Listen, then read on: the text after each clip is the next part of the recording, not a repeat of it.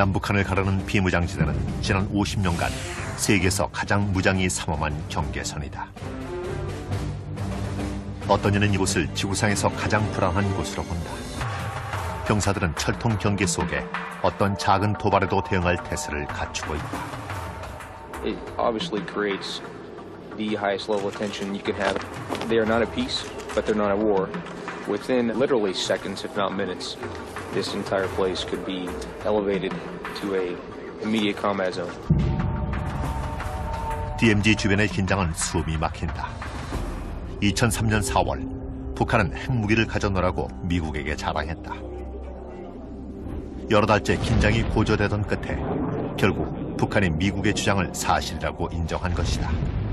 Today, the North Korean regime is using its nuclear program to incite fear and seek concessions. 미국의 경고를 무시하고 북한 정부는 구두 위협과 대결적 행동으로 긴장을 고조시켜왔다. 미국은 당권으로 우리의 군사적 위력을 시험해보려 하지 말아야 하며 이 논란의 한복판에 북한 지도자 김정일이 있다.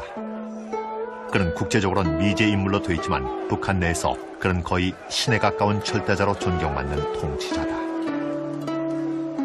What we have in North Korea now is a cult, almost a religious cult. Anytime the press is admitted into North Korea, it's usually for some very carefully choreographed event that's designed to send a message to the outside world, and the message is usually, we love our leader, the leader is strong. 김정일이 1994년 아버지로부터 권좌를 물려받았을 때 많은 관측통들이 그는 지도자 자질이 없는 괴짜라고 평가절하했다. He was called a philanderer, he was a womanizer, he was a dummy. This was more or less the common understanding of Kim Jong-il. But that's not true. He's a formidable strategist and he's a formidable power wielder. The point is he is the unquestioned leader of North Korea. He has a 1 million-man army under his direction. He has, we believe, nuclear weapons at his disposal. And, more importantly, he has the unquestioned support of his people.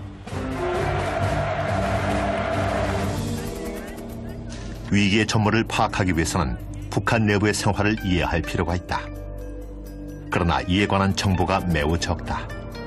통치자의 의도에 따라 북한은 극단적으로 폐쇄적인 나라이기 때문이다. I've worked in Iraq, but Iraq is, like Switzerland compared to North Korea. And North Korea is probably the most secretive place in the world. 북한은 국민의 출국을 금지하고 있다. 그리고 외부로부터의 정보 유입을 철저히 차단한다. There are no foreign newspapers. There are no television programs from foreign nations. All the radios are manipulated. You only can receive the state propaganda. 컴퓨터는 극소수의 행운아만이 있을 수 있다. 따라서 인터넷 이용은 매우 제한적이다. 휴대폰도 그렇다. 극소수의 외신 기자들만이 제한적으로 쓸 수 있지만 그나마 국가기관에 의해 도청된다. You feel constantly watched and people are very anxious about talking to you. Their bodies freeze up as soon as you come near them and ask a question, and you can see intelligence officials sort of lurking behind interviewees. 북한 당국이 애써 막아왔지만 최근 들어 북한의 내부 사정은 많이 노출됐다. 1990년대 치명적인 기근이 확산되자 수많은 난민이 중국으로 그리고 그중 일부가 남한으로 가서 폭로했기 때문이다. 반평생을 굶주림과 압제에 시달렸던 지혜남은 1998년에 북한을 탈출했다. 이북은 책임을 못 지고 그저 어느 현재까지 그저 전쟁만 일으키려고 이런 것에 대해서 정말 같은 내가 이북에 내 선조의 무덤이 있는 내 자신이가 이북을 원망할 정도니까 얼마나 나도 이북에 대해서 함열을 느꼈으면 내 이런 말을 하겠습니까? 지혜남은 북한 동부의 산업도시 함흥에서 가난 속에 자랐다. 그녀는 고등학교 시절에 결혼하여 외아들을 낳았다. 기근이 닥치자 그녀의 가족은 생계가 어려워졌다. 쌀이란 거는 이북에서 한 사람당 거저 보통 거저 학생들은 하루 한 끼에 100g 밥을 먹어요. 내가 어렸을 때는. 그런데는 난 못 사는 집안에서 가서 200g 밥과 배를 못 채우고 그냥 그저 가정 살림에 결혼을 해가지고 남편을 데리고 살면서 남편과 아이를 먹여 살리자고 수혈소에 다녔어요. 지혜남과 그녀 가족은 비싼 대가를 치러야 했다. 지금 생각하면 그 아들이 배고파서 막 그 어머니 가슴을 허비던 그거 생각하면 막 나도. 그러니까 나는 이북의 이 식량 위기에 처했으니까 우리 부부간에 싸움을 했어요. 싸우면서 이혼했어요. 이혼하니까 남편이 아이를 데리고 다른 여자를 얻어 살았지요. 다른 여자를 얻어 살면서 아마 내 생각 같았으면. 지혜남의 남편은 아들을 데리고 다른 도시로 갔다. 그것이 그녀 가족의 마지막이었다. 다른 여자를 얻어 살면서 아마 내 생각 같았으면 아이가 후도만 돼서 얻어 못 먹고 후도만들 어떻게 하겠습니까? 사회가 경제적 위기에 빠졌으니까 죽었다고 나는 생각됩니다. 지혜남의 이야기는 수백만 북한 주민의 고통을 반영한다. 오랜 역사를 자랑하는 극동의 이 나라가 왜 이렇게 불행해진 것일까? 그 해답은 탈북자들의 증언에서 그리고 지구상에서 가장 우여곡절이 많은 한반도의 역사에서 찾을 수 있다. 한국 최초의 국가는 BC 2333년에 건국됐다. 그 이후 오랜 세월 동안 한국은 문화가 발달하여 독특한 전통과 각종 예술과 문학, 그리고 무엇보다도 독창적인 문자까지 만들어냈다. 그러나 지정학적 위치 때문에 한국은 나라 안팎의 내우외환을 겪었다. 한국 땅에 나라가 생긴 이래 수백 차례의 외침이 있었던 것이다. 그 마지막이 1904년의 일본의 침략인데 그때 한국은 일본의 식민지가 됐다. So the Japanese occupation of Korea can be characterized as a very brutal rule of the Korean people by the Japanese. 항일 의병들이 게릴라전을 펴며 저항했지만 한국은 2차 대전이 끝날 때까지 일본의 통치를 받았다. 1945년 일본이 항복하자 소련군이 북한 지역을 점령했다. 소련이 한반도 전체를 차지할 것을 두려워한 미국은 한반도를 남북으로 갈라 그 남쪽에 진주했다. The Korean Peninsula was divided along the 38th parallel. The Stalin Soviet Union occupied the top half and the Americans occupied the bottom half. 남쪽에 민주주의의 씨앗이 뿌려질 즈음 소련은 서둘러 북쪽을 공산주의 체제로 만들었다. 1948년 평양이 북한의 수도로 정해졌다. 2년 후 북한에서는 조선민주주의 인민공화국이 선포되고 초대 지도자로 36살의 김일성이 취임했다. 처음 그는 소련의 꼭두각시에 지나지 않았다. The Soviets essentially picked Kim Il-sung as the leader of the nation, and without their help, there's a very good possibility he would never have led North Korea. 김일성은 1912년 평양의 기독교 집안에서 태어났다. 가족이 만주로 이주한 후 김일성은 중국 학교를 다녔다. 그러나 그의 학업은 중학교 2학년 때 중단됐다. 그는 퇴학당했을 뿐만 아니라 공산당에 가입한 죄로 투옥되었다. 1930년에 석방된 그는 당시 한반도와 만주를 지배하던 일본에 대항하여 게릴라 부대에 들어갔다. 거기서 김일성은 강인하고도 잔인한 지휘관으로 성장했다. He couldn't trust anybody. Sometimes he had to get rid of some of the people. In that sense, he was very ruthless. I think some of the traits of this later on you'll see in North Korea in his political purges. 1941년 게릴라 부대가 만주에서 쫓겨나자 김일성은 소련군에 입대하여 5년을 지냈다. 그러던 중에 북한 지도자로 발탁된 것이다. He was a very shrewd politician and remained very skilled in being able to outmaneuver his adversaries in domestic politics. 북한을 확고하게 장악한 후 김일성은 남쪽을 넘보게 이른다. 1950년 6월 25일 북한은 남한을 침략했다. 목표는 김일성 지배하에 통일공산정부 수립이었다. 몇 달 후 중국이 30만 대군을 파병하여 북한을 도왔다. 전쟁 말기에는 그 수가 100만이 되었다. 한편 미국 주도의 유엔도 전쟁에 개입하여 남한을 도왔다. 전쟁 결과 남북 모두가 철저히 파괴되었다. 전쟁 끝나고 나서는 폐허죠. 뭐 전부가 폭격에 맞아가지고 서울이 형편없었어요.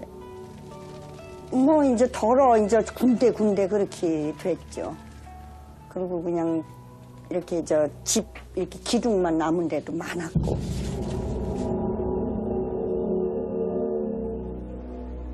(1953년 7월 27일) 유엔군과 북한 및 중국 간의 휴전협정이 이루어지자 적대 행위가 종식되었다.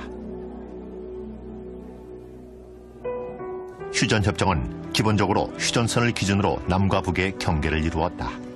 이 경계선이 폐쇄되면서 남북으로 흩어진 가족들은 더 이상 왕래가 불가능해지고 말았다. 1952년 당시 26살의 여배우였던 하보람은 서울에서 살다가 바로 그해 남동생 하상익과 헤어졌다. 얘가 뭘 살아나간다고 이러고 나가가지고는 소식이 없는 거예요.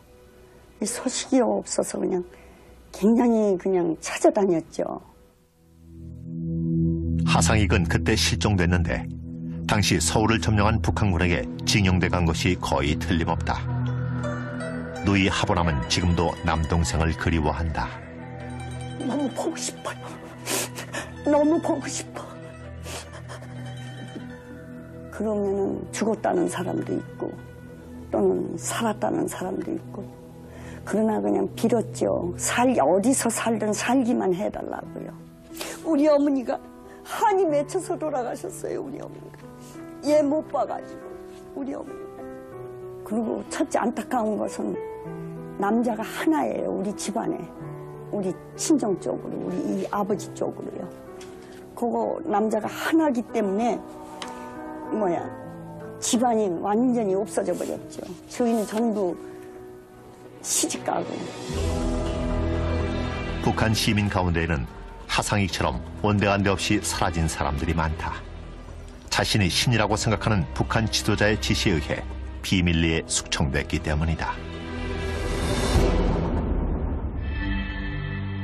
한국전이 끝난 후 공산당 내 한 분파가 김일성을 축출하려고 한 사건이 있었다. 그러나 게릴라 시절 적을 다루듯이 그는 이 일파를 처형하고 투옥하고 유배시켜버렸다.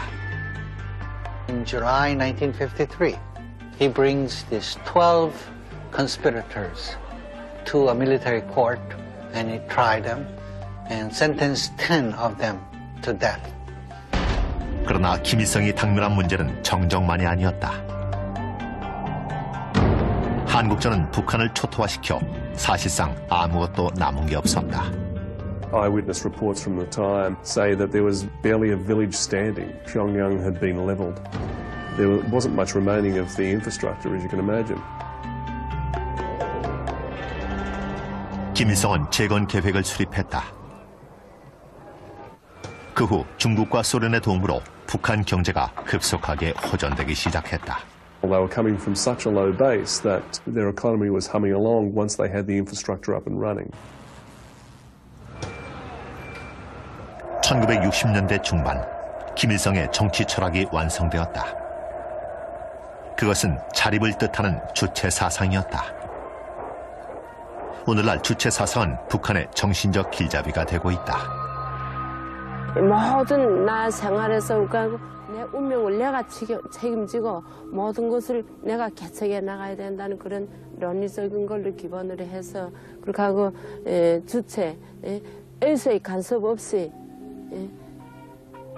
그러나 주체 사상은 민족주의를 고취하여 시민을 동원하는 수단으로 쓰였다. He crystallized this Juche idea of being politically self-reliant and economically self-sustaining and militarily self-supporting, self-defending. 주체 사상에 따르면 북한은 선택받은 나라로서 위대한 지도자가 다스리게 돼 있다. 저희가 배울 때는 그 주체 사상이라는 거는 그 사람, 이 세상의 모든 주인은 사람이라는 거. 그러니까 그 사람이 중심은 김일성이가 중심이다. 결론적으로 주체 사상은 북한의 종교가 되었다. 기독교 가정에서 성장한 김일성이 신이 된 것이다. 어렸을 때부터 틀이 잡힌 교육을 받았습니다. 김일성과 김정일에는 그 누구도 모른다는 주체 사상만 머릿속에 가득 찬. 아이들의 세뇌 작업은 오늘도 계속된다.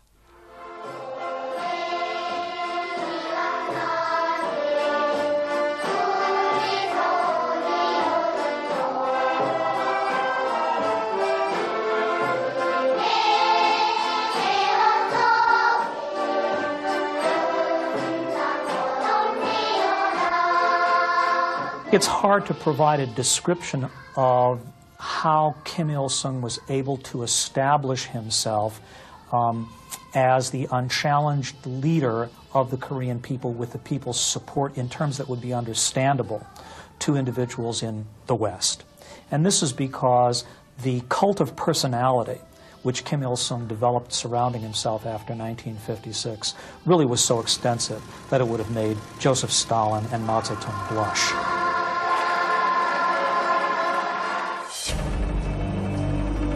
평양은 북한의 경제 성장을 보여주는 증거다. 마치 김일성의 신전처럼 꾸며졌다. 재건된 수도 평양은 공산당의 금자탑이었다. 그 사람들이 그 평양을 가지고 공산체제를 지상락으로 선전하는 거예요. 세계대고. 그리고 지방은 살려내지 못하기도 하고. 김일성을 기리는 수천 개의 벽화와 기념비가 세워졌다. 김일성 기념품은 언제나 구할 수 있다. 그러나 평양으로의 접근은 선택받은 극소수의 특권이다. 지금도 북한 주민이 평양에 들어가려면 정부의 허가를 받아야 한다. 그리고 평양 시민이 되는 거는 누가 될 수가 없거든요. 그러니까 조금만 잘못해도 지방으로 추방시키고. 절대 다수의 북한 주민들은 시골 마을이나 지방 소도시에 분산돼 있다. 이것이 특권층과 빈곤층의 차이다. The rest of the country is entirely regimented. You have to work where they tell you to work. You have to live where you're assigned to live. You can't travel. There's no freedom of speech. There's no freedom of assembly. 또한 종교적 의사표시는 인정되지 않는다. 해방되고 있을 때는 종교들이 많았습니다. 불교, 그다음에 천주교가 있었는데 그거를 몽땅 다 없애버리고 그래서 뭐 김일성 연구실 이런 게 많아요. 각 구마다 김일성 사상연구실, 무슨 김정일 사상연구실, 각 구마다 답사 해도 그런 것만 많이 생겨나지 종교랑 일체 없습니다. 북한 주민은 지도자 찬양하기와 동시에 두 가지 적을 증오하도록 교육받는다.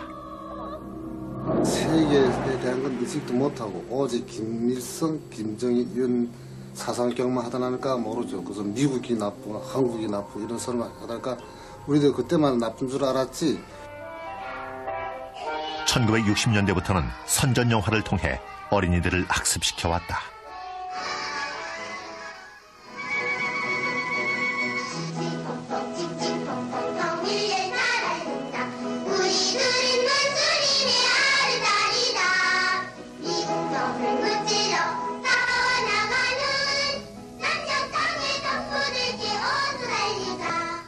미국 놈은 어떤 놈이죠? 미국 놈을 노리고 있습니다. 네가 남은 승냥입니다. 오라요. 그렇기 때문에 우리들은 그 승냥이 같은 미국 놈을 꼭 거꾸로 들여야 합니다. If you talk to a North Korean, they can tell you how basically everything in Korean history, going way back when, is the fault of the United States. The view of the Korean War from the standpoint of the North Koreans is that it was started by the United States.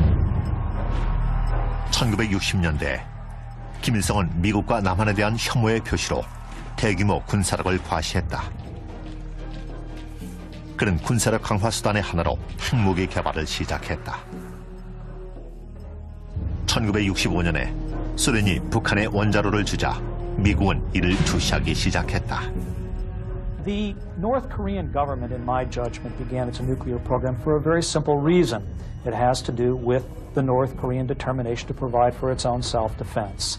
It developed its nuclear program as a central feature of the ideology of juche and self-reliance. 하지만 주체 사상은 개개인에게는 적용되지 않는다. 특히 북한 전역의 수용소에 갇힌 수십만 주민에겐 해당이 없다.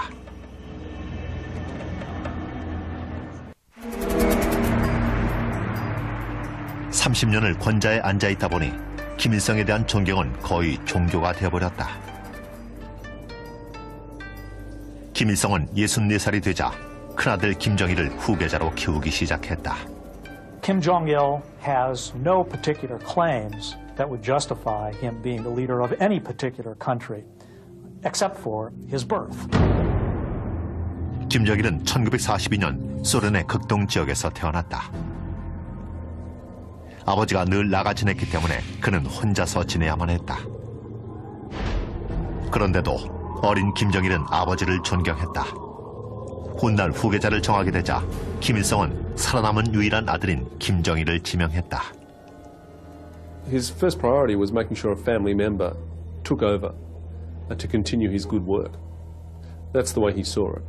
And he thought also Kim Jong-il would try eventually and reunify the peninsula, which means making the entire peninsula communist. 1980년 38살의 김정일은 당서기에 임명됨으로써 후계자임이 명백해졌다. He was placed in charge of a number of important responsibilities, but not least of which, and this is significant, he became the chief ideologue for the ideology of juche. 김정일은 그의 아버지를 기리는 수천 개의 건물을 짓고 동상을 세웠다. 1980년대 초기 평양에 34,000여 개의 기념물이 들어섰다. 그러더니 병원, 학교, 가정에 자신의 초상화를 곁들이기 시작했다. 김정일도 아버지처럼 신격화되었지만 아버지와는 여러모로 달랐다. 보도에 의하면 그는 플레이보이이며 서구 문화를 쫓는 타입이다. 그는 영화광이며 특히 서구 영화를 즐긴다. 그는 국가 예산으로 정교하고 커다란 촬영소를 지었다. Kim Jong-il doesn't have his father's charisma. He also doesn't have his father's war record. He also seems to have been basically like a spoiled rich kid. He liked making movies. 김정일은 허세를 부리며 거만하지만 실은 그에게는 열등감이 있다. 바로 그의 외모다.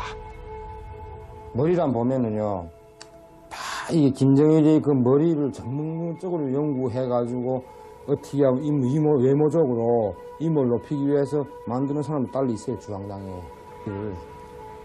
원래 그 날 때부터 그게 아니고 옆에서 그 지장해 준 거죠. 그 머리를 이렇게 번지거나 머리를 이렇게 하면 사람이 으스해 보이죠. 남다른 성적 취향이 있어서 소문으로는 개인적 쾌락을 위한 기쁨조를 거느리고 있다고 한다. These young women are taken from an early age, around maybe 16, 17, 18. From their schools, they're specially selected for their looks.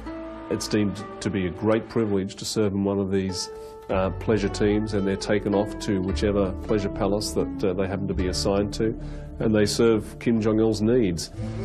김정일은 아버지와는 달리 상식을 벗어난 면이 있지만 권력을 휘두르는 점에선 아버지와 같다. 김정일이라는 게 자기 하나밖에 모르고 옆에 사람은 다 몽땅 없어요. 말 안 들으면 저리 목을 쳐대고 수용소에 처했기 때문에 누구나 김정일이라는 건 북한이 혼자 사는 놈이랑 같아요, 사실은. 그러니까 부업도 필요 없고 그 사회는 오직 그놈만이 없어야만이 그 사회가 세계가 골칫거리가. 김혁은 김정일의 강제 수용소에서 살아나온 몇 안 되는 생존자 중 한 명으로 인터뷰 당시 19살이었다. 그는 2002년 북한을 탈출했다. 물품을 불법 유통시킨 채로 3년을 수용소에서 살았던 터였다. 그는 공포스러운 북한의 감옥과 수용소 생활을 생생하게 그림으로 묘사한다. 속에는 완전 불 같은 뭐 그런 상처가 있는데 그 상처를 자기 혼자만 끌어안고 있으면 또 어딘가 모르게 많이 힘들어지고 북한이 뭐 이렇게 살았다 이런 드러난 얘기를 뭐 실제 말하는 것보다 또 그림으로 보여주게 되면 더 현실감을 느낄 수 있지 않은가 해가지고 그림을 그리다 보면 내가 예전에 살아온 그때 힘들던 그때가 막 머리에 떠오르거든요. 그의 증언은 다른 탈북자나 인권운동가들에 의해 재확인되고 있다. 그들은 한결같이 비밀리에 운영되는 수용소 시스템의 악몽을 폭로한다. 27% from the whole territory of North Korea are off limits for all the foreigners. And all the UN organizations are not allowed to go to all these areas. And these are exactly those areas where all the concentration camps are located. 최근에 찍은 극소수의 위성 사진을 제외하면 이들 감옥의 존재는 발견된 적이 없다. 그러나 북한의 인권 유린은 이미 1950년대부터 행해진 일이다. There are basically two different systems of detention. The first is the Kwanli-So, which are purely political prisons, and the second is called the Kyu-Hwa-So, in which you have people who have committed criminal offenses, or what would be criminal offenses in a normal society. But you also have people who have been charged with what would not be offenses in a normal society. 범죄자의 대상은 노인이건 젊은이건 남자건 여자건 가리지 않는다. 1993년 지혜남은 이혼의 고통을 겪는 도중에 체포되었다. 그녀는 북한 영화에 나오는 남한 노래를 배웠는데 바로 그 남한 노래를 부른 게 죄였다. 내 마음을 달래주느라고 동무집에 나를 초청했어요. 초청해서 거기서 제가 너무나도 그 마음이 안타까움에 나머지 노래를 불렀는데 남한 노래를 혼도야 울지 말란 노래를 불렀어요.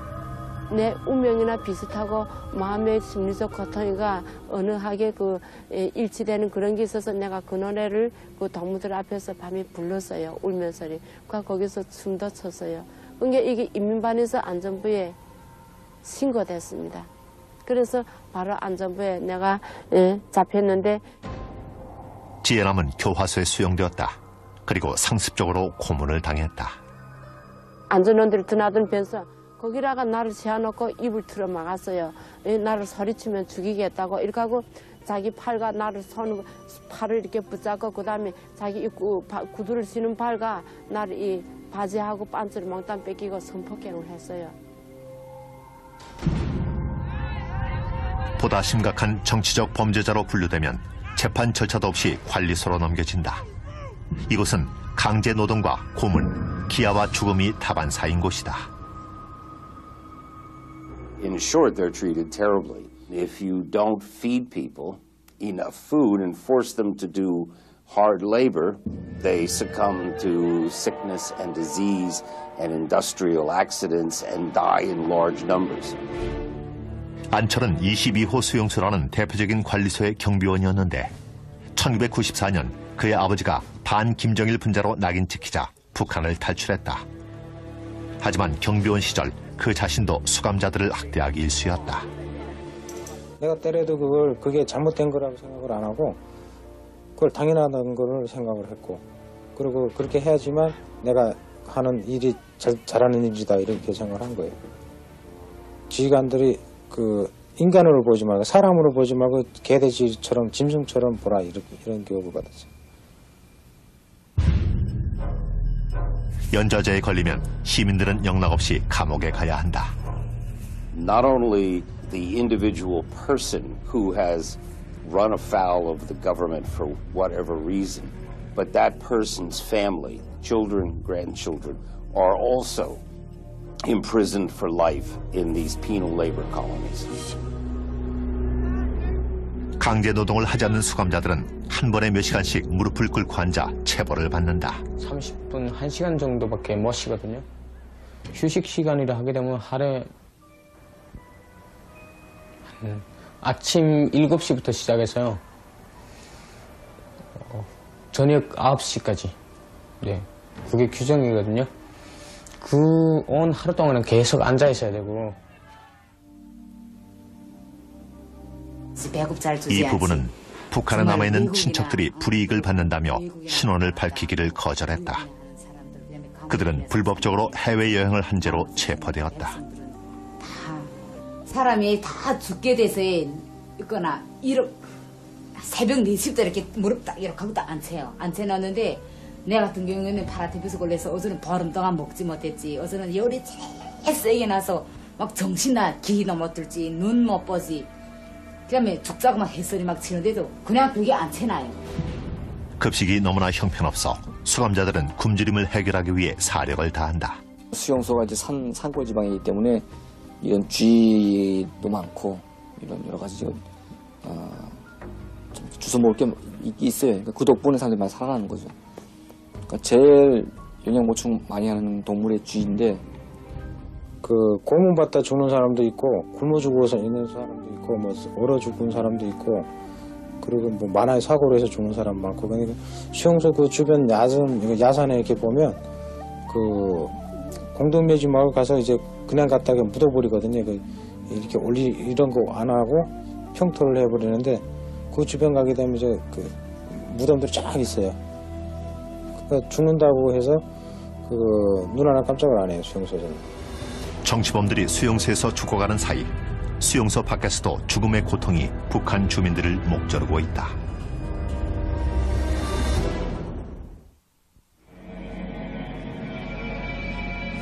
(1993년) 북한은 자기들이 1985년에 가입했던 핵 확산 방지 국제조약 탈퇴를 선언했다. 그리고는 연변에 있는 원자로에 쓰고 난 핵연료를 빼돌렸다. 이것은 핵무기의 원료 물질이므로 미국은 우려 속에 주시했다. 이듬해 미국의 전 대통령 지미 카터가 평양을 방문하여 김일성과 회담을 가진 후 협상이 이루어졌다. North Korea has assured us it will not reload its 5-megawatt reactor with new fuel. 북한은 핵 프로그램을 동결하기로 했고 그 대신 미국은 북한에게 핵무기 원료급 플루토늄이 나오지 않는 원자로인 경수로 2개를 건설해 주기로 약속했다. It was called the Agreed Framework, and that was viewed at the time as a very important step forward and a sign that North Korea was prepared to open up. 카터가 북한을 방문한 지 3주 후에 김일성은 갑작스럽게 심장마비로 죽었다. 당시 82살이었다.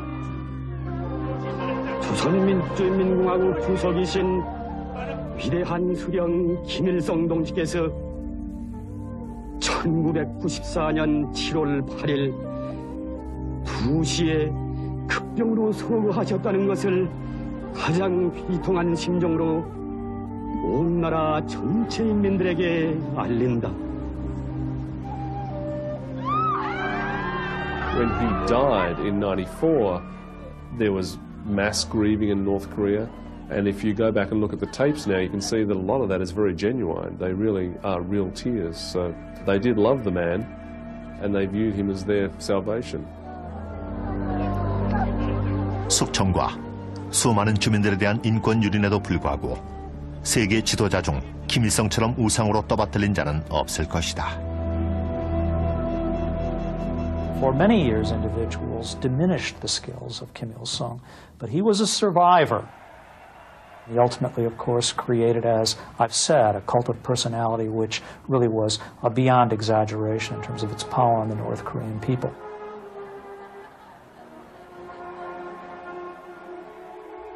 김정일은 장례식에 참석했지만 대중연설은 하지 않았다. 얼마 후 라디오 방송은 그를 경의하는 지도자라고 부르기 시작했다. 4년간의 애도 기간을 가진 후 56살의 김정일이 북한의 권력을 공식적으로 장악했다. 혈서까지 있었어요. 이제 아직 손에 지금 아직 이게 상처가 있거든요. 칼로 이게 찢어갖고 김일성이 또 그 사망했을 때 김정일에게 충성당한다고 이제 그 혈서 쓰는 사람들도 많고. 그냥 북한 주민들이 아는 거예요. 김일성은 다르다는 거. 걔 죽을 때 거기다가 건설해가지고 그 김일성 효자라고 자기가 아버지 효자라처럼 이렇게 표현을 했는데 그 사람 목적이 그게죠. 아버지 역사 없으면 자기가 못 살기 때문에 백성이 받들이지 않기 때문에.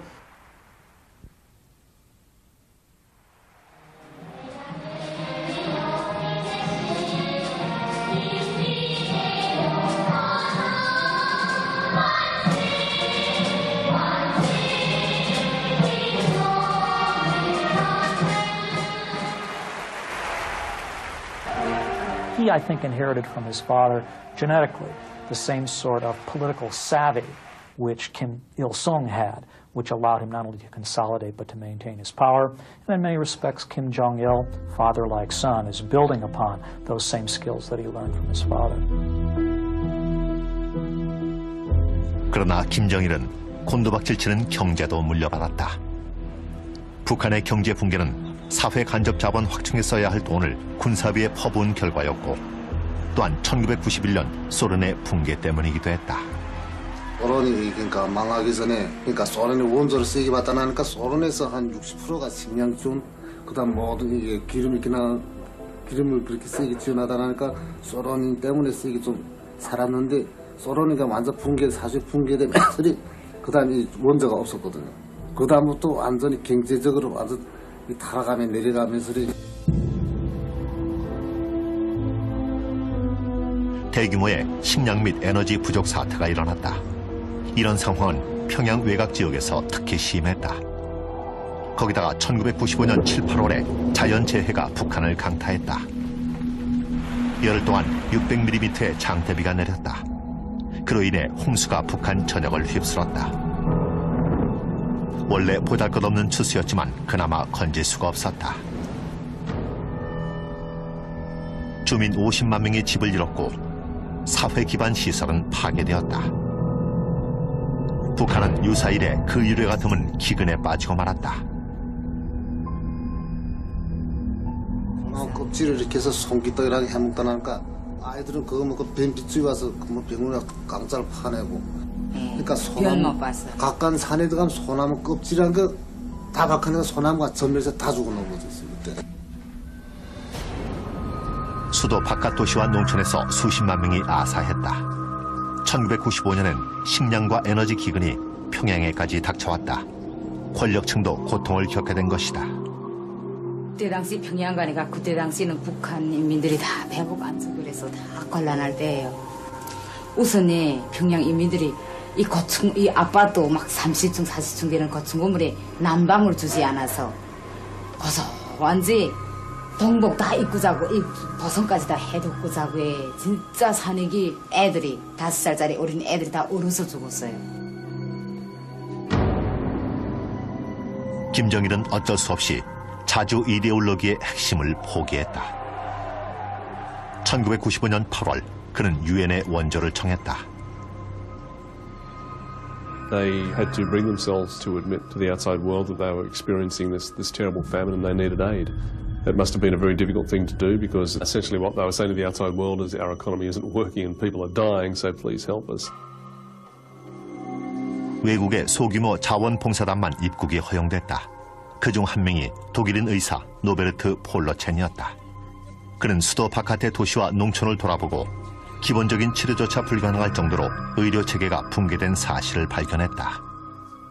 When I first went to the countryside, I realized when we're talking about North Korea's hospitals or North Korean medical system, we're talking about nothing. There is nothing inside. It's only the concrete, only the building. It's a fake.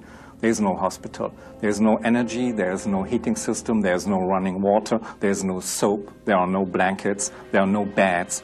There is nothing for the patients inside. And there was only the possibility maybe to release some pain or to help them to die because I was too late. I saw them virtually dying under my hands. 인도주의적 원조만으로 북한 주민들을 구하기에는 태부적이었다. 1995년 지혜남이 2년간의 옥고를 치르고 석방되었다. 그녀가 고향에 돌아와 보니 굶주린 군인들이 굶주린 시민들을 갈취하고 있었다. 벌부, 조선 벌부 그런 사람들이 다 파견한 사람들이 있어요. 나는 누가 감시하고 너는 내가 감시하고 서로가 감시하게 만들어요. 그러니까 조금만 두고 배고파서 죽겠다. 쌀이나 언제 주나. 벌써 이렇게 하면 이게 벌써 당에 대한 비난. 남 모르게 밤에 자는 것도 붙잡아가서 그래서 오대매 자취를 감추고 정치범 수경서나 그런 데 보냈죠. 1999년에 추산해보니 아사자가 300만 명에 달했다. 북한 인구 2100만 가운데 거의 15%가 죽은 것이다. They are normal children in North Korean children's hospital. Look at the faces.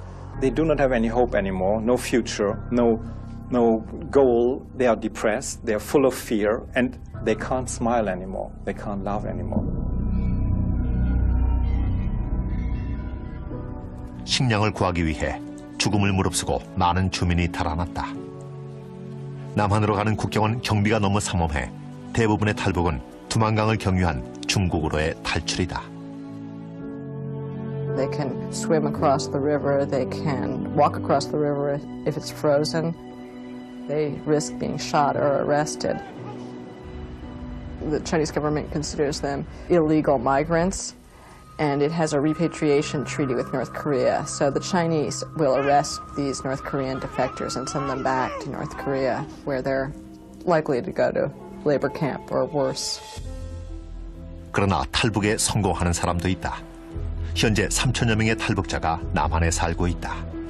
근데 저도 여기 한국에 와서야 이제 그 인권이라는 게 인간으로 살아갈 수 있는 가장 기본적인 권리라는 걸 제가 느끼게 된 건데 예를 들면 이제 뭐 여행을 마음대로 갈 수 있다든가 저는 처음에 그게 되게 좀 이렇게 신비했었는 게 내가 여행증 이런 게 없이 그냥 뭐 아무데나 갈 수 있다는 게 굉장히 신기했어요 처음에는. 특히 이제 외국 나가는 것도 나갈 수가 있잖아요. 북한에서 해외 나간다는 거는 도망치지 않으면 나갈 수가 없어요.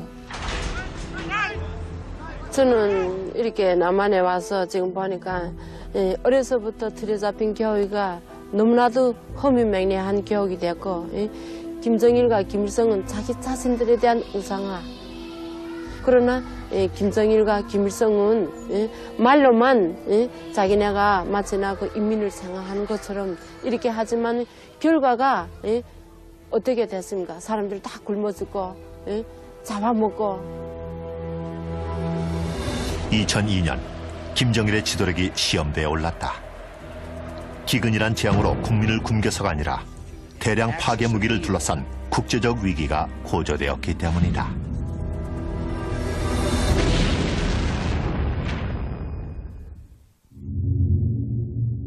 북한에서 삶의 고통은 지금도 계속된다. 인도주의에 입각한 국제원조로 식량 부족을 덜었지만 북한은 문자 그대로 어둠 속에 살고 있다. Energy is North Korea's biggest problem right now. 이 야간 위성 사진이 문제를 말해준다. 한가운데 보이는 어두운 부분이 북한 지역이다. 주변의 남한과 중국의 밝은 빛이 북한을 더 어두워 보이게 한다. There's a massive shortage of gasoline and heating oil. They simply don't have the capital to buy gasoline.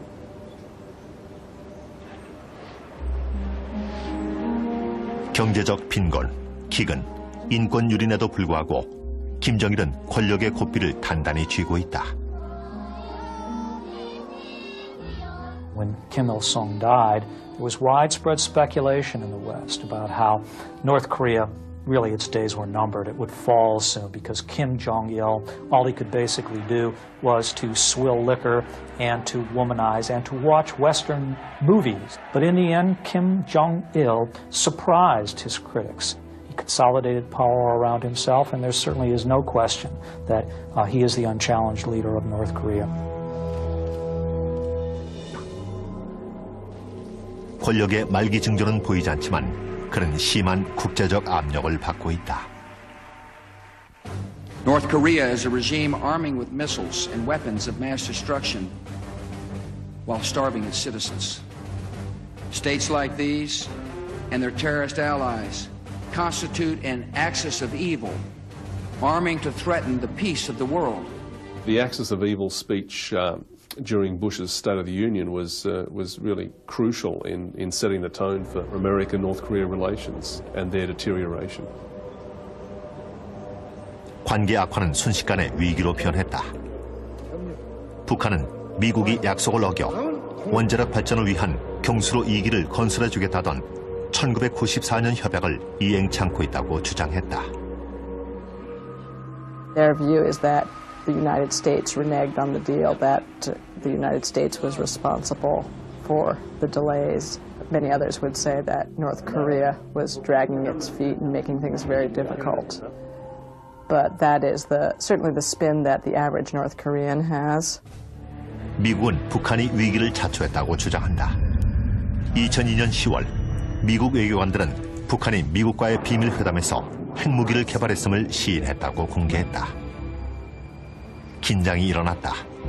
2002년 11월 미국은 북한으로 보내는 석유 선적을 줄였다.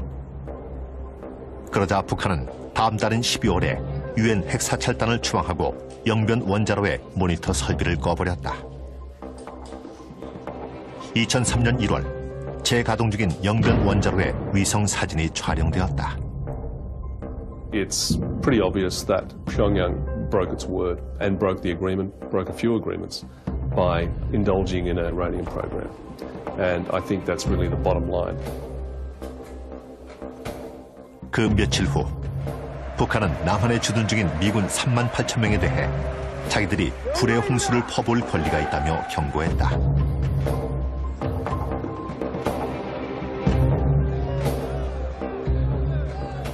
남한에서는 이런 북한을 어떻게 다뤄야 하느냐를 놓고 세대 간의 의견 차이가 벌어졌다.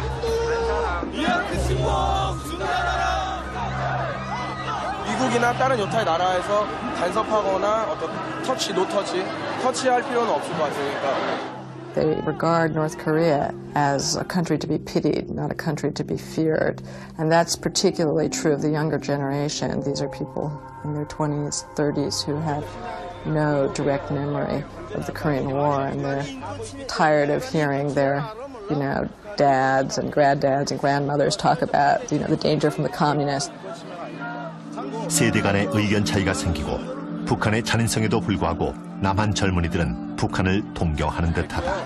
한민족으로서, 그러니까 one people, one Korea, 한민족으로서 빨리 통일을 해야 되고. 그러나 어떻게 할 것인가?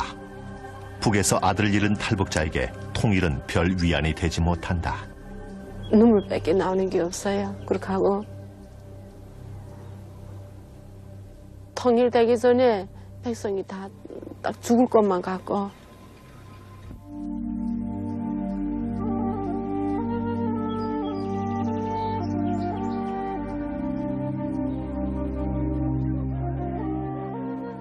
남한의 햇볕 정책으로 1998년 남북 간의 긴장 완화 협약이 맺어졌다.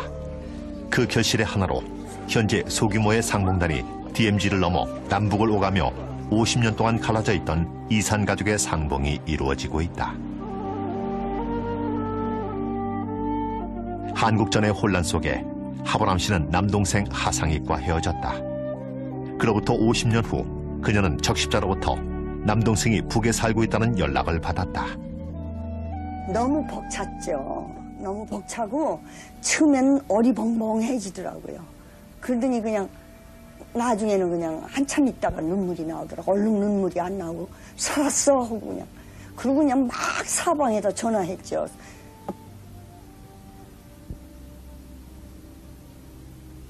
지금 빨리 만나봐야만이 아들을 낳았어야만이 집안을 계속 대를 잇지 않겠습니까? 그죠? 그것이 가장 제가 정말 바라는 바입니다. 2003년 3월 하보람 씨는 북한에 가서 남동생을 만날 수 있다는 허가를 받았다.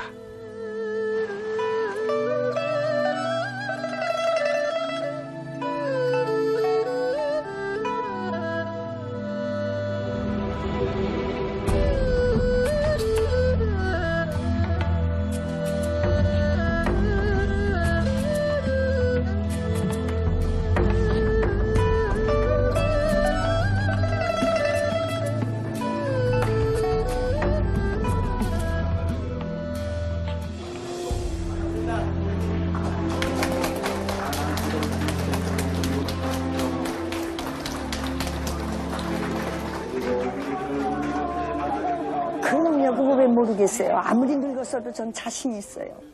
눈이 나하고 똑같거든. 코도 똑같고. 모습은 어머니 모습이.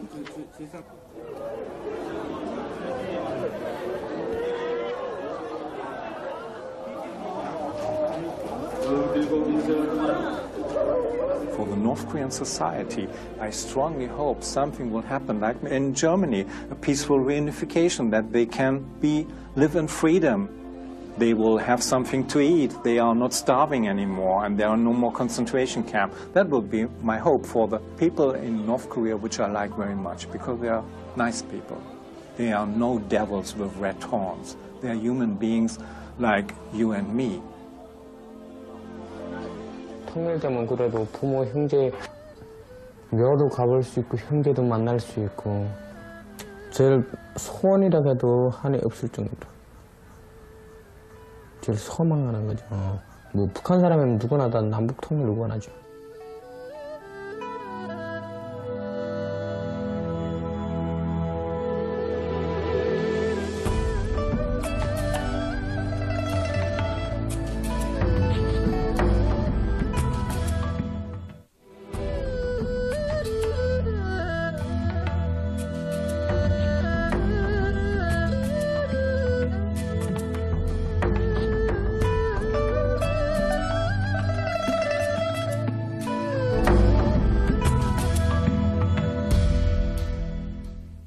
막 나도 그러니까 나는 이북의 이 식량 위기에 처했으니까 우리 부부간에 싸움을 했어요. 싸우면서 이혼했어요. 이혼하니까 남편이 아이를 데리고 다른 여자를 얻어 살았지요. 다른 여자를 얻어 살면서 아마 내 생각 같았으면 지혜남의 남편은 아들을 데리고 다른 도시로 갔다. 그것이 그녀 가족의 마지막이었다. 다른 여자를 얻어 살면서 아마 내 생각 같았으면 아이가 후도만 돼서 얻어 못 먹고 후도만들 어떻게 하겠습니까? 사회가 경제적 위기에 빠졌으니까 죽었다고 나는 생각됩니다. 지혜남의 이야기는 수백만 북한 주민의 고통을 반영한다.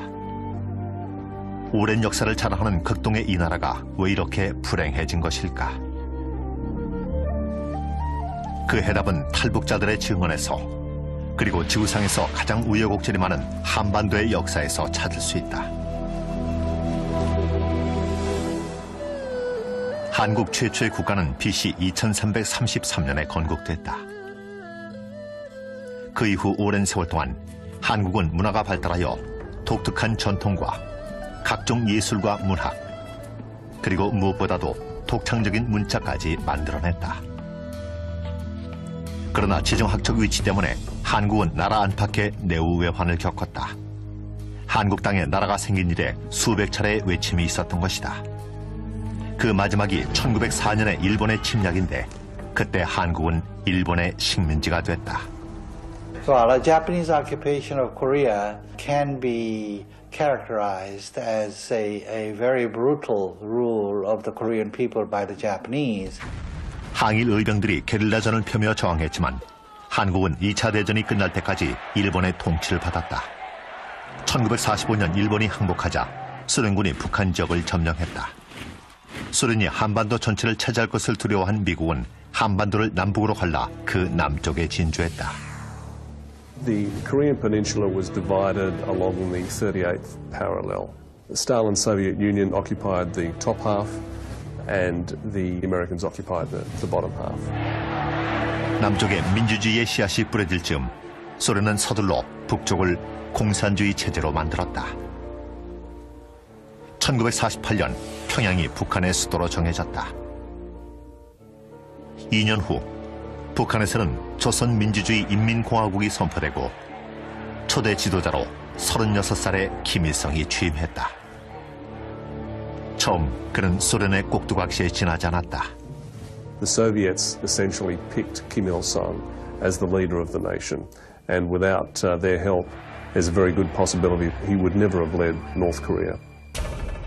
김일성은 1912년 평양의 기독교 집안에서 태어났다. 가족이 만주로 이주한 후 김일성은 중국 학교를 다녔다. 그러나 그의 학업은 중학교 2학년 때 중단됐다. 그는 퇴학당했을 뿐만 아니라 공산당에 가입한 죄로 투옥되었다. 1930년에 석방된 그는 당시 한반도와 만주를 지배하던 일본에 대항하여 게릴라 부대에 들어갔다. 거기서 김일성은 강인하고도 잔인한 지휘관으로 성장했다. He couldn't trust anybody. Sometimes he had to get rid of some of the people. In that sense, he was very ruthless. I think some of the traits of this later on you'll see in North Korea in his political purges. 1941년 게릴라 부대가 만주에서 쫓겨나자 김일성은 소련군에 입대하여 5년을 지냈다. 그러던 중에 북한 지도자로 발탁된 것이다. He was a very shrewd politician and remained very skilled in being able to outmaneuver his adversaries in domestic politics. 북한을 확고하게 장악한 후 김일성은 남쪽을 넘보게 이른다. 1950년 6월 25일 북한은 남한을 침략했다. 목표는 김일성 지배하에 통일공산정부 수립이었다. 몇 달 후 중국이 30만 대군을 파병하여 북한을 도왔다. 전쟁 말기에는 그 수가 100만이 되었다. 한편 미국 주도하의 유엔도 전쟁에 개입하여 남한을 도왔다. 전쟁 결과 남북 모두가 철저히 파괴되었다. 전쟁 끝나고 나서 폐허죠. 뭐 전부가 폭격에 맞아가지고 서울이 형편없었어요. 뭐 이제 더러 이제 군데 그렇게 됐죠. 그리고 그냥 이렇게 집 이렇게 기둥만 남은 데도 많았고.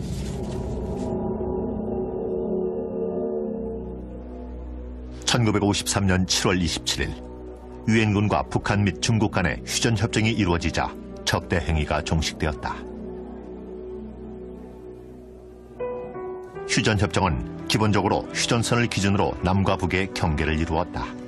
이 경계선이 폐쇄되면서 남북으로 흩어진 가족들은 더 이상 왕래가 불가능해지고 말았다. 1952년 당시 26살의 여배우였던 하보람은 서울에서 살다가 바로 그해 남동생 하상익과 헤어졌다. 얘가 뭘 살아나간다고 이러고 나가가지고는 소식이 없는 거예요. 이 소식이 없어서 그냥 굉장히 그냥 찾아다녔죠. 하상익은 그때 실종됐는데 당시 서울을 점령한 북한군에게 징용돼 간 것이 거의 틀림없다. 누이 하보람은 지금도 남동생을 그리워한다. 너무 보고 싶어요. 너무 보고 싶어.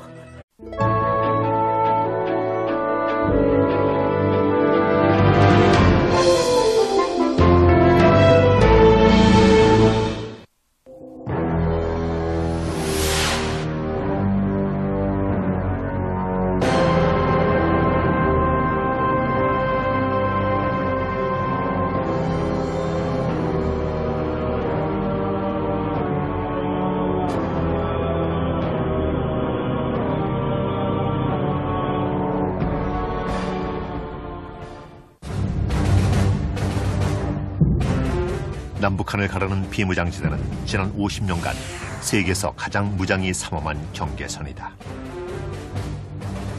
어떤 이는 이곳을 지구상에서 가장 불안한 곳으로 본다. 병사들은 철통 경계 속에 어떤 작은 도발에도 대응할 태세를 갖추고 있다. It obviously creates the highest level of tension you could have. They are not at peace, but they're not at war. Within literally seconds, if not minutes, this entire place could be elevated to a immediate combat zone.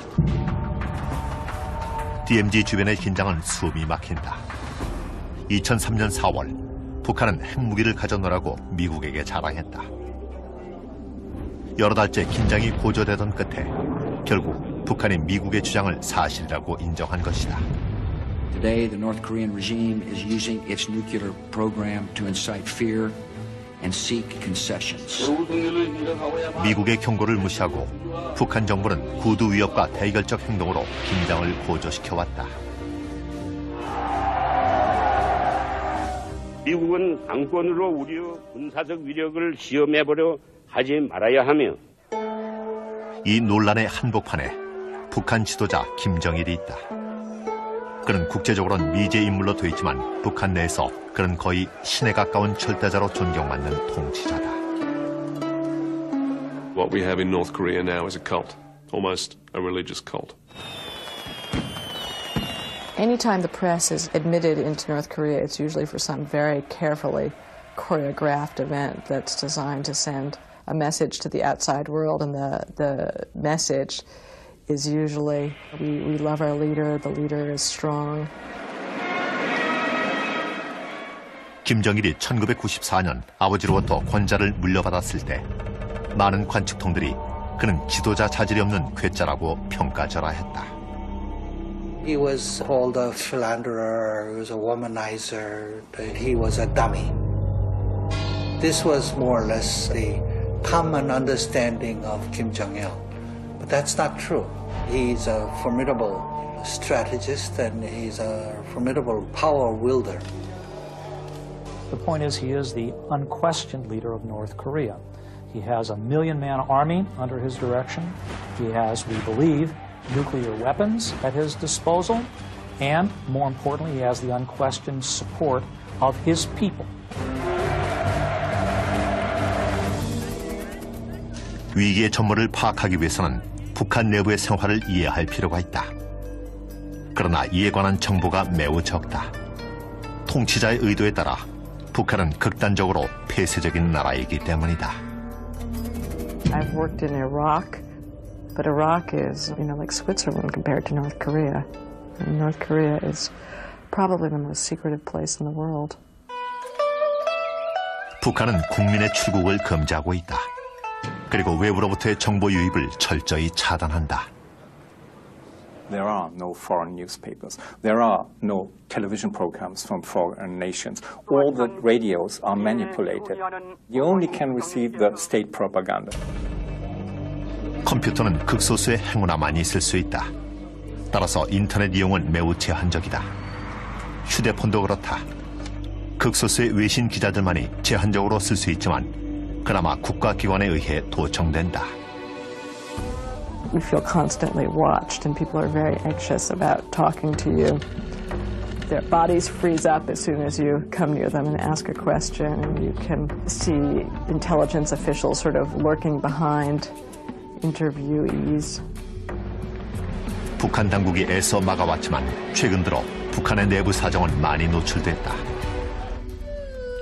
1990년대 치명적인 기근이 확산되자 수많은 난민이 중국으로 그리고 그중 일부가 남한으로 가서 폭로했기 때문이다. 반평생을 굶주림과 압제에 시달렸던 지혜남은 1998년에 북한을 탈출했다. 이북은 책임을 못 지고 그저 어느 현재까지 그저 전쟁만 일으키려고 이런 것에 대해서 정말 같은 내가 이북에 내 선조의 무덤이 있는 내 자신이가 이북을 원망할 정도니까 얼마나 나도 이북에 대해서 환멸을 느꼈으면 내 이런 말을 하겠습니까? 지혜남은 북한 동부의 산업도시 함흥에서 가난 속에 자랐다. 그녀는 고등학교 시절에 결혼하여 외아들을 낳았다. 기근이 닥치자 그녀의 가족은 생계가 어려워졌다. 쌀이란 거는 이북에서 한 사람당 거저 보통 거저 학생들은 하루 한 끼에 100g 밥을 먹어요. 내가 어렸을 때는. 그런데는 난 못 사는 집안에서 가서 200g 밥과 배를 못 채우고 그냥 거저 가정 살림 결혼을 해가지고 남편을 데리고 살면서 남편과 아이를 먹여 살리자고 수혈소에 다녔어요. 지혜남과 그녀 가족은 비싼 대가를 치러야 했다. 지금 생각하면 그 아들이 배고파서 막 그 어머니 가슴을 후비던 그거 생각하면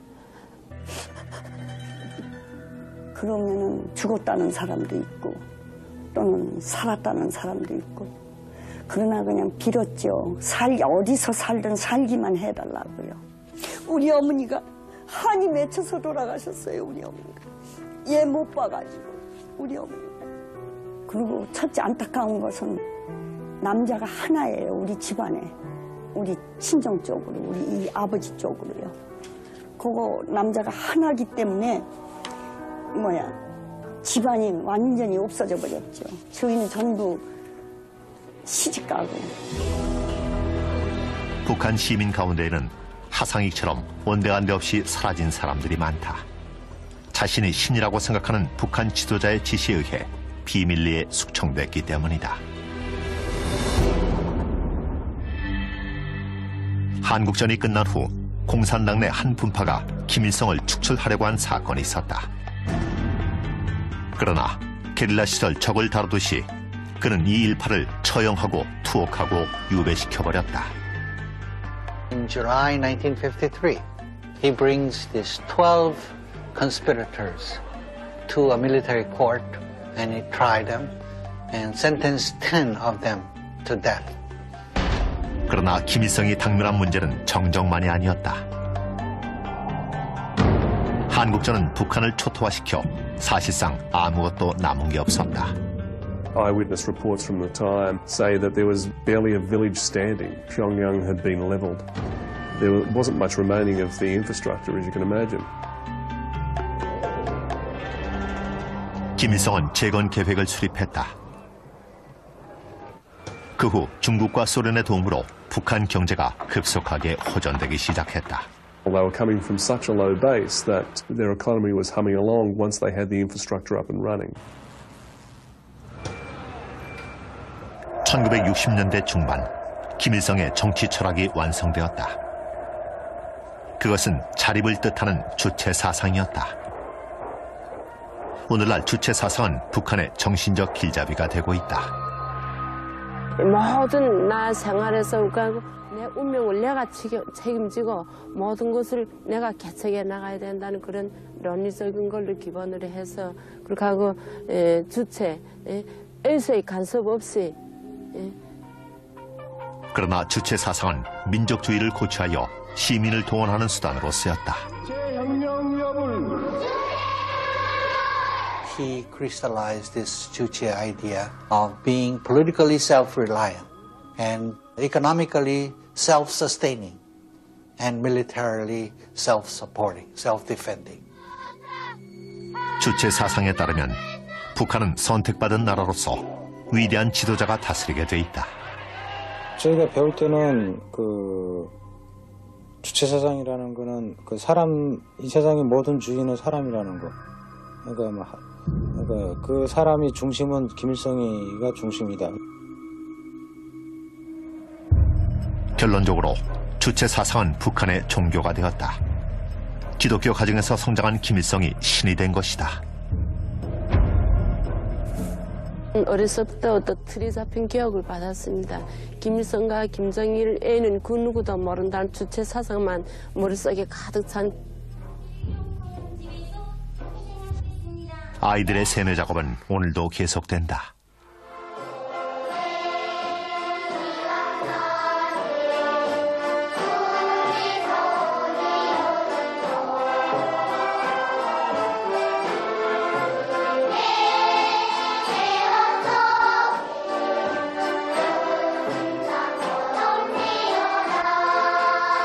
It's hard to provide a description of how Kim Il-sung was able to establish himself as the unchallenged leader of the Korean people with the people's support in terms that would be understandable to individuals in the West. And this is because the cult of personality which Kim Il-sung developed surrounding himself after 1956 really was so extensive that it would have made Joseph Stalin and Mao Zedong blush.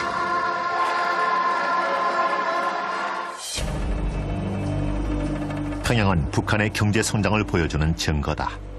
마치 김일성의 신전처럼 꾸며졌다. 재건된 수도 평양은 공산당의 금자탑이었다. 그 사람들이 그 평양을 가지고 공산체제를 지상락으로 선전하는 거예요. 세계대고. 그리고 지방은 살려내지 못하게 하고.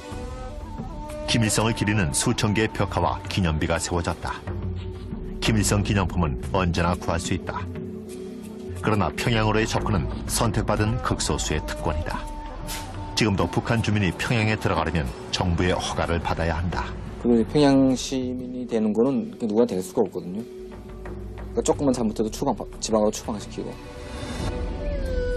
절대 다수의 북한 주민들은 시골 마을이나 지방 소도시에 분산돼 있다. 이것이 특권층과 빈곤층의 차이다. The rest of the country is entirely regimented. You have to work where they tell you to work. You have to live where you're assigned to live. You can't travel. There's no freedom of speech. There's no freedom of assembly. 또한 종교적 의사표시는 인정되지 않는다. 해방되고 있을 때는 종교들이 많았습니다. 불교, 그다음에 천주교가 있었는데 그거를 몽땅 다 없애버리고 그래서 뭐 김일성 연구실 이런 게 많아요. 각 구마다 김일성 사상연구실, 무슨 김정일 사상연구실, 각 구마다 답사 해도 그런 것만 많이 생겨나지 종교랑 일체가 없지 뭐. 3년을 수용소에서 살았던 터였다. 그는 공포스러운 북한의 감옥과 수용소 생활을 생생하게 그림으로 묘사한다.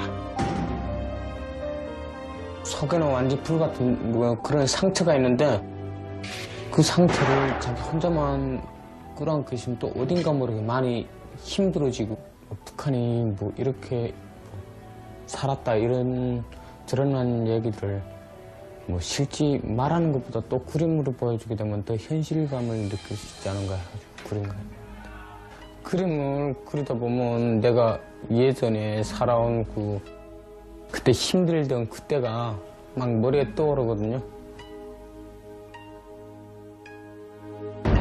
그의 증언은 다른 탈북자나 인권운동가들에 의해 재확인되고 있다. 그들은 한결같이 비밀리에 운영되는 수용소 시스템의 악몽을 폭로한다. 27% from the whole territory of North Korea are off limits for all the foreigners. And all the UN organizations are not allowed to go to all these areas. And these are exactly those areas where all the concentration camps are located. 최근에 찍은 극소수의 위성 사진을 제외하면 이들 감옥의 존재는 발견된 적이 없다. 그러나 북한의 인권 유린은 이미 1950년대부터 행해진 일이다. There are basically two different systems of detention. The first is the Kwanli-So, which are purely political prisons, and the second is called the Kyu-Hwa-So, in which you have people who have committed criminal offenses, or what would be criminal offenses in a normal society. But you also have people who have been charged with what would not be offenses in a normal society.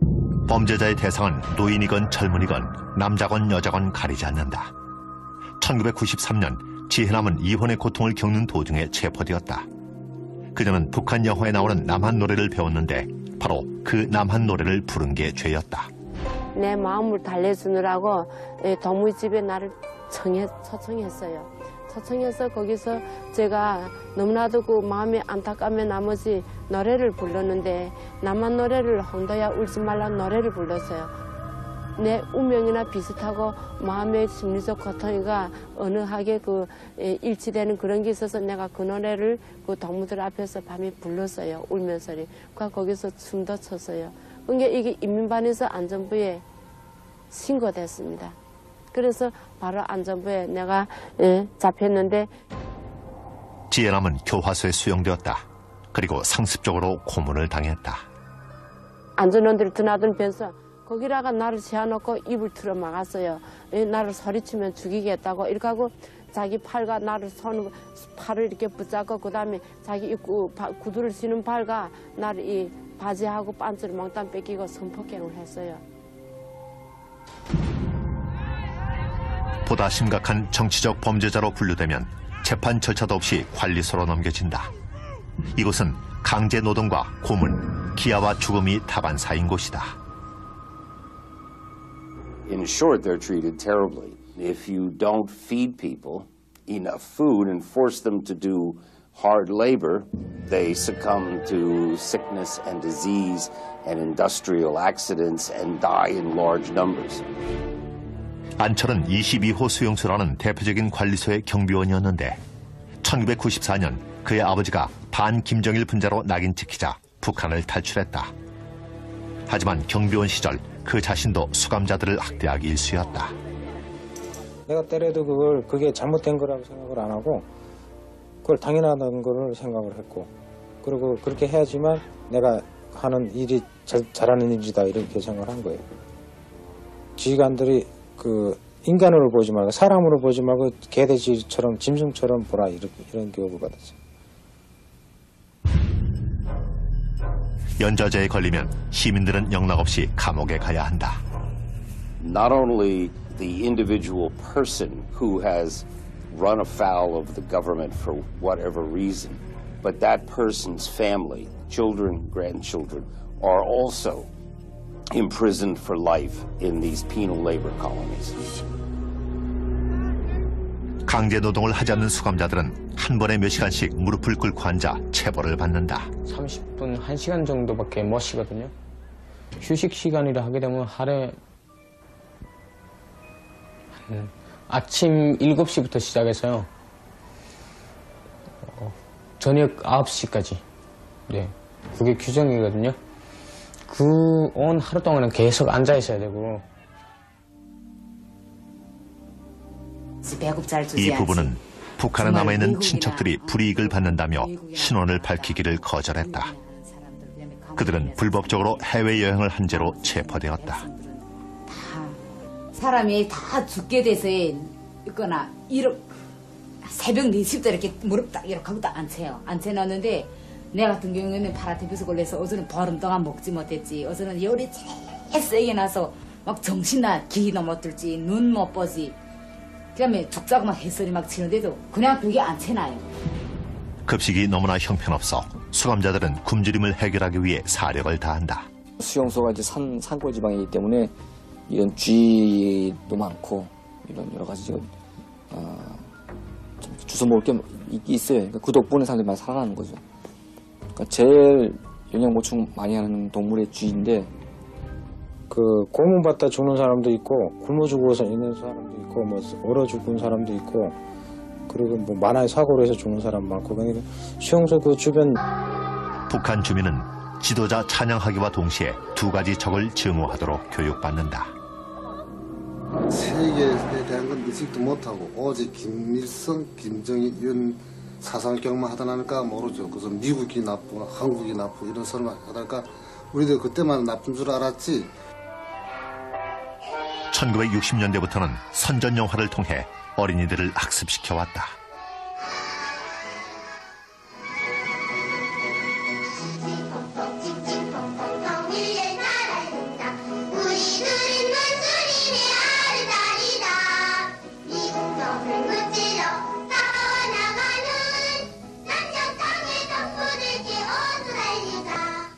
미국 놈은 어떤 놈이죠? 미국 놈을 누리고 있습니다. 네가 남은 승냥입니다. 오라요. 그렇기 때문에 우리들은 그 승냥이 같은 미국 놈을 꼭 거꾸로 들여야 합니다. If you talk to a North Korean, they can tell you how basically everything in Korean history, going way back when, is the fault of the United States. The view of the Korean War from the standpoint of the North Koreans is that it was started by the United States. 1960년대 김일성은 미국과 남한에 대한 혐오의 표시로 대규모 군사력을 과시했다. 그는 군사력 강화 수단의 하나로 핵무기 개발을 시작했다. 1965년에 소련이 북한에 원자로를 주자 미국은 이를 주시하기 시작했다. The North Korean government, in my judgment, began its nuclear program for a very simple reason. It has to do with the North Korean determination to provide for its own self-defense. It developed its nuclear program as a central feature of the ideology of Juche and self-reliance. 하지만 주체 사상은 개개인에게는 적용되지 않는다. 특히 북한 전역의 수용소에 갇힌 수십만 주민에겐 해당이 없다.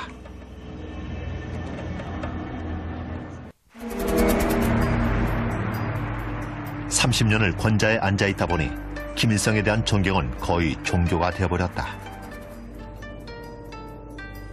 김일성은 64살이 되자 큰아들 김정일을 후계자로 키우기 시작했다. Kim Jong-il has no particular claims that would justify him being the leader of any particular country, except for his birth. 김정일은 1942년 소련의 극동 지역에서 태어났다. 아버지가 늘 나가 지냈기 때문에 그는 혼자서 지내야만 했다. 그런데도 어린 김정일은 아버지를 존경했다. 훗날 후계자를 정하게 되자 김일성은 살아남은 유일한 아들인 김정일을 지명했다. His first priority was making sure a family member took over to continue his good work. That's the way he saw it. And he thought also Kim Jong-il would try eventually and reunify the peninsula, which means making the entire peninsula communist. 1980년 38살의 김정일은 당서기에 임명됨으로써 후계자임이 명백해졌다. He was placed in charge of a number of important responsibilities, but not least of which, and this is significant, he became the chief ideologue for the ideology of Juche. 김정일은 그의 아버지를 기리는 수천 개의 건물을 짓고 동상을 세웠다. 1980년대 초기 평양에 3만 4천여 개의 기념물이 들어섰다. 그러더니 병원, 학교, 가정에 자신의 초상화를 곁들이기 시작했다. 김정일도 아버지처럼 신격화되었지만 아버지와는 여러모로 달랐다. 보도에 의하면 그는 플레이보이이며 서구 문화를 쫓는 타입이다. 그는 영화광이며 특히 서구 영화를 즐긴다. 그는 국가 예산으로 정교하고 커다란 촬영소를 지었다. Kim Jong-il doesn't have his father's charisma. He also doesn't have his father's war record. He also seems to have been basically like a spoiled rich kid. He liked making movies. 김정일은 허세를 부리며 거만하지만 실은 그에게는 열등감이 있다. 바로 그의 외모다. 머리를 보면은요, 다 이게 김정일이 그 머리를 전문적으로 연구해가지고 어떻게 하면 외모적으로 임을 높이기 위해서 만드는 사람이 딸리 있어요, 중앙당에.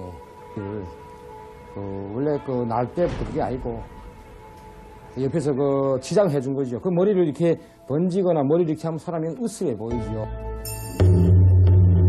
남다른 성적 취향이 있어서 소문으로는 개인적 쾌락을 위한 기쁨절을 거느리고 있다고 한다. These young women are taken from an early age, around maybe 16, 17, 18. From their schools, they're specially selected for their looks.